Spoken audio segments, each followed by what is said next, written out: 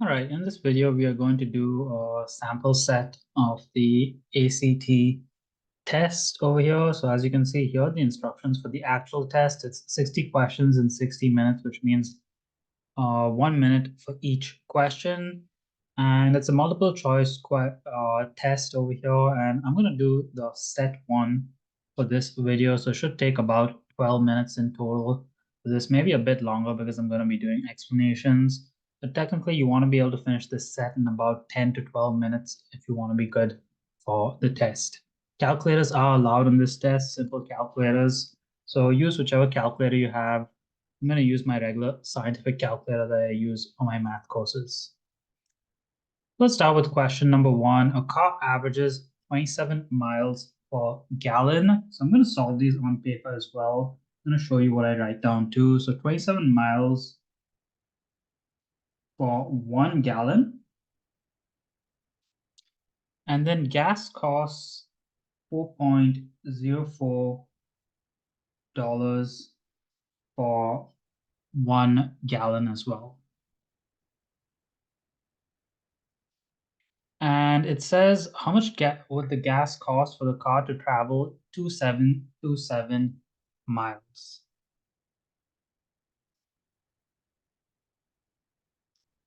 So there's a couple of different ways to do this question, but here I have the information written down.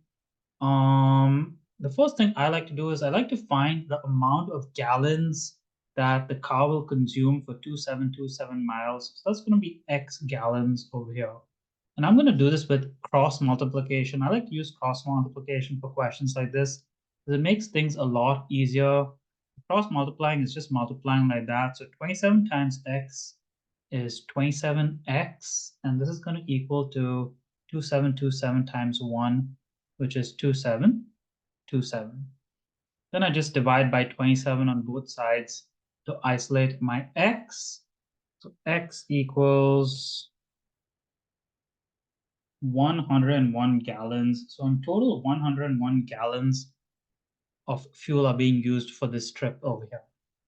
Now I know that's $4 for 1 gallon. So how many dollars? I'm going to call this $Y, and that's going to give me for 101 gallons. And again, I'm going to cross multiply over here. So so Y times 1 is just Y, and 4.04 times 101 will give me the cost of the total trip. I do this calculation, I will get $408.04. So that is my solution for the first question. 408.04 here is part D. Question number 2 says when x equals to 3 and y equals to 5, how much does the value of 3x squared minus 2y exceed the value of 2x squared minus 3y? So this is a pretty simple question. We're solving an x and y into these two equations, and then we're subtracting the results to find how much the first result exceeds the second result. So again, I'll write this down on paper. I have 3 times 3 squared minus 2 times 5 for the first one. And I have 2 times 3 squared minus 3 times 5 for the second one. So as you can see over here, I have the two equations. Now I'm just going to put this in my calculator. You can also calculate this manually as well. There's no real difference because this is a pretty simple calculation. The first one gives me 17. And the second one gives me 3. And then if I subtract 17 minus 3, it's just going to give me a difference of 14. So I know that the correct answer for this one is 14. That's this one right there. I don't know why the options are F, G, H, I, J, but they are like that, I guess. Question 3, what is the value of x when 2x plus 3 equals to 3x minus 4? So again, this is a pretty simple one. We're going to solve this algebraically on paper.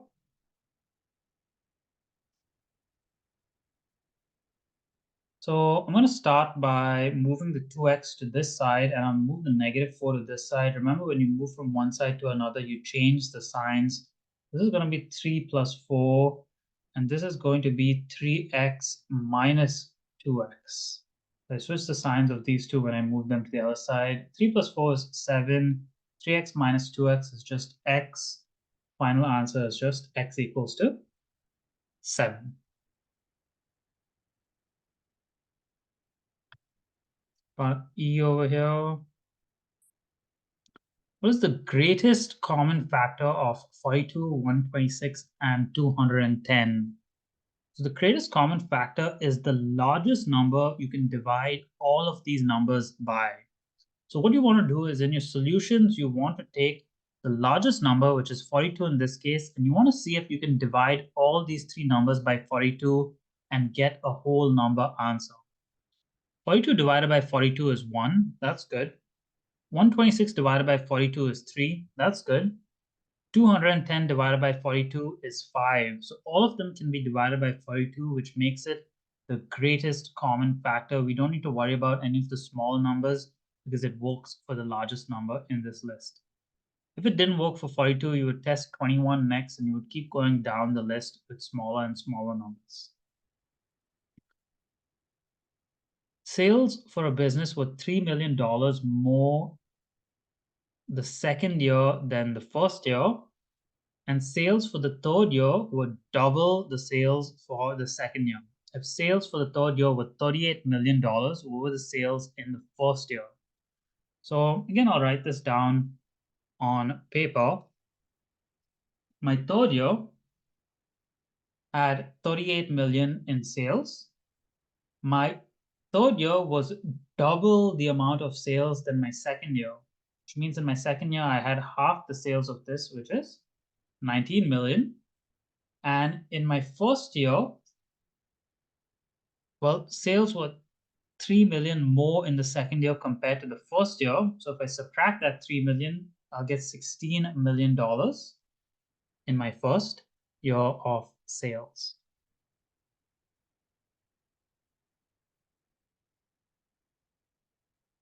In the figure below, ray EF is the one in the middle over here, was constructed starting from rays ED and EG. So ED is out here and EG is down here. By using a compass, D and G were marked equidistant from E and on rays ED and EG. So that's just these 2 points are equidistant from E. The compass was then used to locate a point F distinct from E, so that F is equidistant from D and G. So this point is equidistant, it's equal distance from these 2 points, which means this line is directly in the middle of these 2 lines. So for all constructions defined by the above steps, the measures of angle DEF and angle GEF. So DEF is just the angle above here, and GEF, since this line is directly in the middle, these 2 angles are always going to be 100% equal. In this case, my answers are, they are equal because the 2 angles here are going to be equal because this is in the middle of these 2 lines, creating an equal angle for those 2. Okay, 7th question here. Abandoned mines are filled with water. Before an abandoned mine can be reopened, the water must be pumped out. The size of the pump depends on the depth of the mine. If pumping out a mine that is D feet deep requires a pump that pumps a minimum of, so this formula is written in a slightly weird way, but I'm going to rewrite it on paper. You might actually misread it when you're looking at this test because it's not written in the best way. But I'm going to rewrite it on paper. So we need to pump out a mine that is 150 feet deep. So this is the actual formula over here. It's written a bit weirdly on paper, so you might actually read it wrong or be confused about the question, but this is the entire formula. If we write it on one line here, it should have been written better in the question. Honestly, it's written pretty badly over there. We need to find a depth of 150 feet. So I'm going to replace my D with 150. And then we just have to calculate this. Again, you can just use your calculator for this. So not the hardest question, just slightly confusing because of the way the formula in the question is phrased. If I put this in my calculator, I get 1250 as my final solution. You know, we need a pump that pumps a minimum of 1250 gallons per minute. That's answer D over there. Eighth question, the length in inches of a box is 3 inches less than twice its width. So if it says the length, you're going to say L equals, and then it says 3 inches less. So you're going to put a minus 3 at the end, then twice its width. So you go L equals, because it says 3 inches less, you put minus 3. If it said 3 inches more, you would put plus 3 at the end. And then twice its width means 2W. So my formula is L equals to 2W minus 3.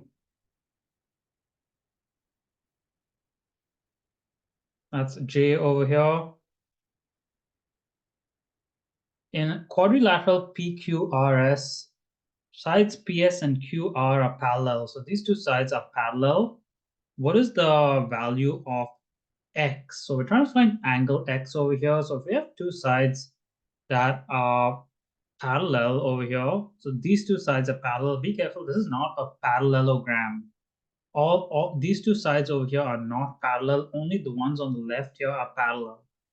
So because these two lines are parallel, the total of the two angles at the top and the total of the two angles at the bottom should equal to 180 degrees, because technically you can consider these two angles as a straight line because that's the same angle. If I extend this over here, X is the same as the angle over here. So I know that these two should give me a total of 180 degrees. 180 minus 70 gives me an answer of 110 degrees.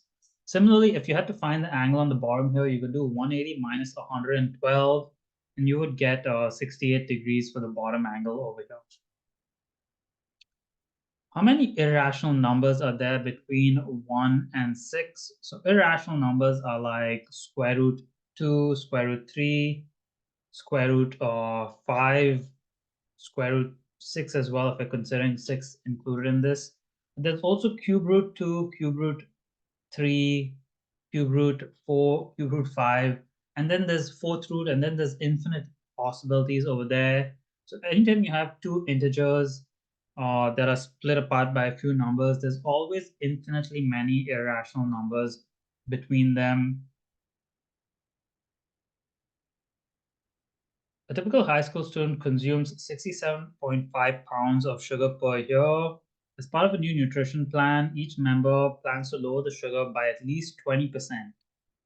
Assuming each track member had consumed the level of a typical high school student will adhere to this plan for the coming year, what is the maximum number of pounds of sugar to be consumed by the track team? So they normally consume 67.5 pounds of sugar.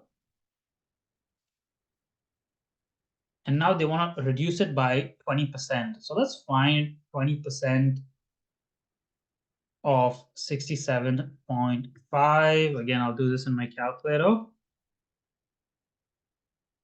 That's 13.5 pounds of sugar. So they want to reduce their sugar by 13.5 pounds. So if you consume 67.5 and you reduce by 13.5,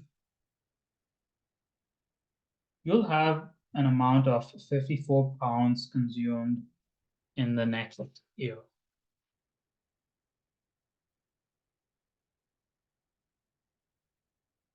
And last question in this sample set, I'm actually going to zoom in here because the diagram is so small. So in the standard coordinate plane, 3 of the vertices of a rectangle are shown. Which of the following is the fourth vertex of the rectangle? So if we take a look at this diagram over here, if you connect these two lines and you connect these two lines here, you can tell that the fourth point, it cannot be over here. It has to be down over here to make a proper rectangle. So our rectangle is going to look like that.